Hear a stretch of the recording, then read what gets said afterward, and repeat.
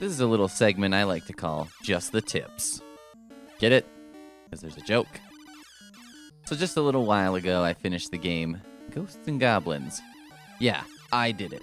I do me. So the thing is, I'm not some uber gamer. I'm not awesome at games. But with persistence and a ridiculous level of effort, combined with the free time that comes from being in a long-distance relationship, I managed to finish this mofo. So I wanted to create a guide to help you do it too, because it's totally doable. You can have the revenge on your youth that you so richly deserve. But this isn't exactly a walkthrough, because this isn't that kind of game. You can't really just be told what to do. There's not a trick for everything. It's more of a guide to get you playing Ghosts and Goblins again with confidence. I'm like the Tony Robbins of this shit, except not giant and not weird and not scary and not on cocaine, probably. And I don't force people to break up with their boyfriends in front of a room full of conference attendees. Today I've just got some tips to get you started. Alright, tip number 1. This is not a run-and-gun action game. When you fire this bad boy up, it basically looks like Contra in medieval times, right? It's not. That's the first thing most of us get wrong, and it's why so many players give up before even finishing the first level. Put that run-and-gun style out of your mind. Instead, this game is more methodical. It's closer to a puzzle game than it is an action platformer. That's probably why it controls like a shopping cart full of hot, melting Vaseline careening down that giant rollerblading hill from the movie Airborne.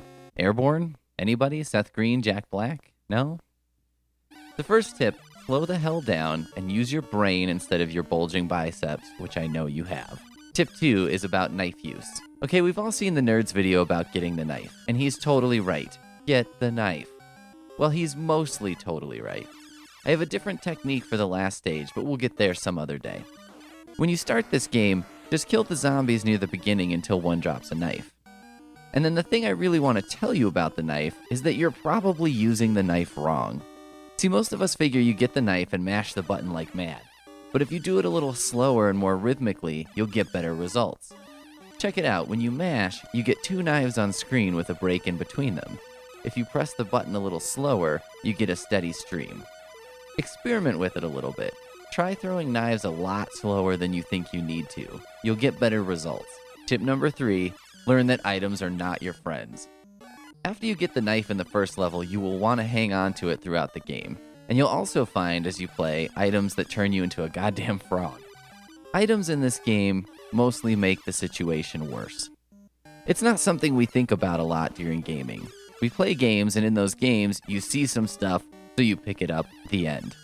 In Ghosts and Goblins, you see stuff, you leave it alone. You have to repeat it in your head. Leave it alone. Leave it all alone. You've got unlimited continues, you start with the same weapons when you die, and getting points or other weapons really doesn't help you out. There are a few exceptions of additional armors, but those are pretty rare, and we'll go over that in more detail. Overall, anything that falls on the ground, leave it alone. Tip number 4, death is a certainty in this game. You're going to die a lot. This game is about dying, learning something new, and then applying what you learned. Death is not a consequence in this game.